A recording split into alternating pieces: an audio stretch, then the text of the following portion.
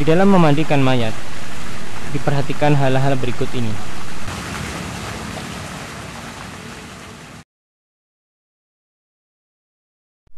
Pertama, memulai sebelah kanan dan tempat-tempat wudu. Rasulullah sallallahu alaihi wasallam bersabda, "Ibda'na bima yaminiha wa mawadhi'il wudu'i minha." Rawahul Bukhari wa Muslim. Kedua, memandikannya 3 kali, 5 atau 7 atau lebih, sesuai dengan tuntutan kebutuhan. Hendaklah memandikannya itu dengan bilangan yang ganjil.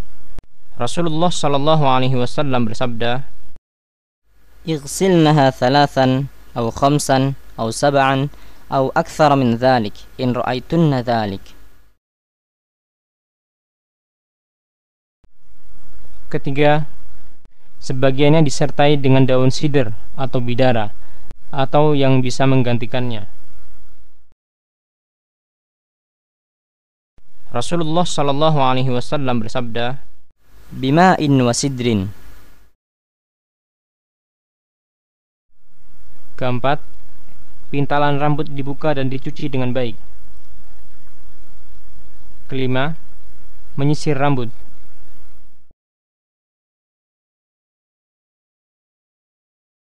Keenam, rambut wanita dipintal menjadi 3 dan ditaruh di belakangnya. Ketujuh, memandikan dengan secari kain atau yang semacamnya, seperti kaos tangan, lap, dan yang semisalnya, di bawah kain penutup badannya setelah seluruh pakaiannya dilepaskan. Untuk laki-laki, kain penutup menutupi mulai dari bagian pusar sampai bagian lutut. Adapun untuk wanita, kain penutup menutupi bagian dada sampai lutut.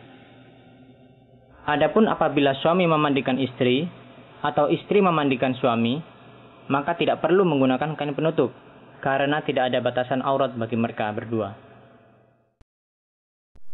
Kedelapan, akhir pemandian dicampur dengan sesuatu yang wangi seperti kamfer atau kapur barus, dan ini yang terbaik. "Waja'alna fil akhirati kafuran aw syai'an min kafur." Kecuali orang yang mati ketika ihram, maka tidak boleh diberi minyak wangi.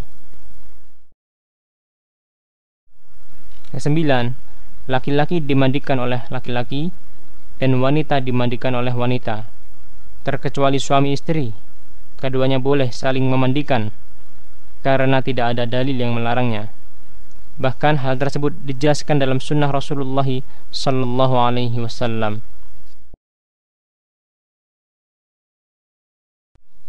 Kesepuluh, yang memandikan hendaklah orang yang paling tahu tentang sunnah memandikan, apalagi jika dia dari keluarganya atau kerabatnya. Kesebelas, orang yang memandikan mayat akan mendapatkan pahala yang besar dengan 2 syarat. Yang pertama, dia menutupi cacatnya dan tidak menceritakan perkara yang dibencinya yang dia lihat tatkala memandikan mayat. Hal ini sebagaimana dijelaskan dalam hadis Rasulullah sallallahu alaihi wasallam berikut ini. "Man ghassala musliman fakatama alaihi ghafara lahu Allahu 40 marratan." Rawahul Hakim wal Baihaqi. Yang kedua, hal itu dia lakukan untuk mencari wajah Allah subhanahu wa ta'ala, tidak menghendaki balasan dan ucapan terima kasih atau perkara-perkara duniawi lainnya, karena Allah subhanahu wa ta'ala tidak akan menerima perkara-perkara akhirat kecuali yang ikhlas untuk wajah Allah subhanahu wa ta'ala.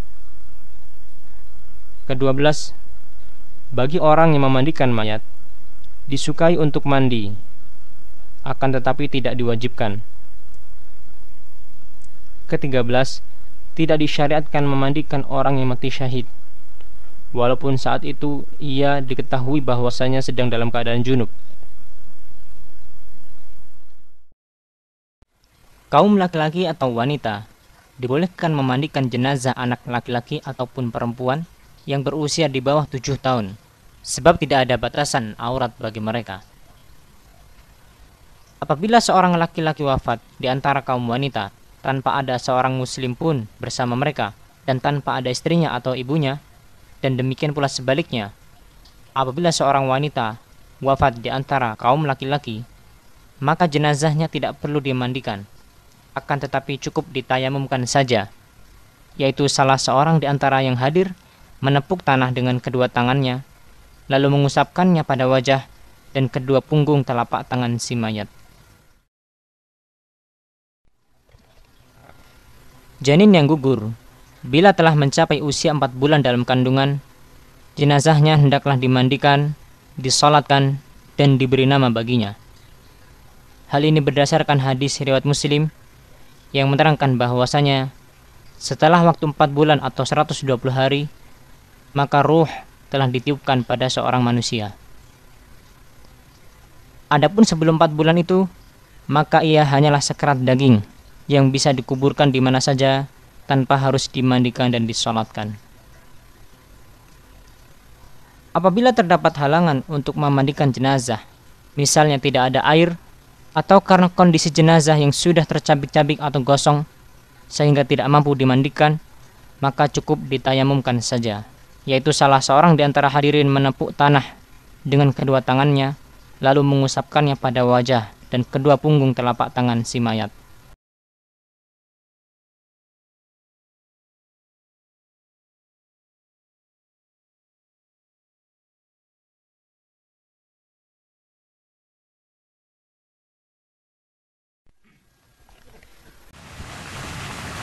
Ini adalah tata cara memandikan jenazah sebagaimana yang telah dijelaskan di muka. Pertama, kita mewudukan jenazah tersebut. Cara mewudukan jenazah sebagaimana biasa kita wudu, yaitu dengan membaca basmalah. Kemudian kita mencuci kedua telapak tangan si mayat sebanyak 3 kali. Kemudian membersihkan mulut dan hidungnya 3 kali. Kemudian membasuh wajahnya 3 kali. Dan mencuci tangan kanan dan kirinya sampai siku 3 kali. Kemudian mengusap kepalanya, dimulai dari bagian depan kepala sampai ke belakang, kemudian mengembalikannya ke depan, serta mengusap kedua telinganya. Setelah itu mencuci kaki kanan dan kaki kirinya 3 kali. Setelah itu kita menyiramkan air perasan daun bidara atau yang menggantikannya, semisal sabun, sampo, dan yang lainnya. Kita menyiram kepala si mayat dan wajahnya dengan air tersebut sambil membasuh dengan busanya. Kemudian kita membasuh bagian tubuh sebelah kanan si mayat dari pundak sampai telapak kaki kanan dengan membalikkan tubuhnya ke sebelah kiri. Setelah itu kita membasuh bagian tubuh sebelah kiri si mayat dari pundak sampai telapak kaki kiri dengan membalikkan tubuhnya ke kanan. Ini adalah pembasuhan sebanyak sekali. Kemudian kita mengulangi pembasuhan sekali lagi, dengan catatan aurat si mayat harus tetap tertutup. Setelah itu, apabila kita hendak menjadikan pembasuhan hanya sebanyak 3 kali, maka pada siraman terakhir kita siramkan air kapur barus. Pada siraman ketiga ini, kita siramkan kepala si mayit air kapur barus, demikian pula ke wajahnya. Kemudian kita membasuh bagian tubuh sebelah kanan si mayat dari pundak sampai telapak kaki kanan dengan membalikkan tubuhnya sebelah kiri. Kemudian membasuh bagian tubuh sebelah kiri si mayat dari pundak sampai ke telapak kaki kirinya dengan membalikkan tubuhnya ke sebelah kanan. Dengan catatan aurat si mayat harus tetap tertutup. Maka selesailah proses memandikan jenazah. Setelah itu, tubuh si mayat dikeringkan dengan handuk. Kemudian rambutnya untuk wanita dikepang menjadi 3 dan ditaruh di belakang. Setelah selesai memandikan mayat, maka wajib mengkafaninya.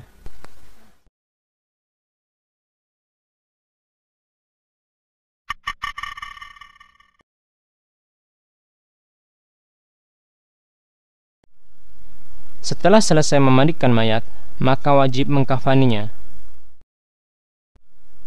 Kafan atau harganya wajib diambilkan dari harta mayat, walaupun menghabiskannya. Sebaiknya, kafan itu menutupi seluruh badannya.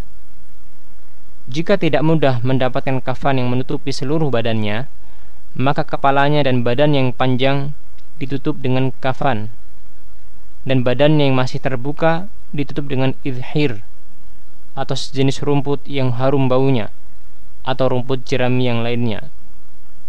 Walaupun hal ini jarang terjadi di zaman kita ini, akan tetapi ini merupakan ajaran Rasulullah SAW yang harus diterangkan. Disukai dalam kafan beberapa perkara. Pertama, hendaknya kain kafan berwarna putih. Rasulullah SAW bersabda, "Albisu min thiyabikumul bayad, fa innaha khairu thiyabikum, wa kaffinu fiha mautakum." Rawahu Abu Dawud wa Tirmidzi. Yang kedua, hendaknya kain kafan terdiri atas 3 lapis kain. Yang ketiga, salah satu dari 3 lapis itu kain yang bergaris. Rasulullah SAW bersabda, "Idza tuwfiya ahadukum fawajada syai'an falyukaffan fi thawbi hibaratin." Rawahu Abu Dawud wal Baihaqi. Maksudnya adalah salah satu di antara 3 lapis kain yang digunakan untuk membungkus mayat adalah kain yang berwarna putih dan memiliki corak garis-garis, dan 2 kain yang lainnya berwarna putih.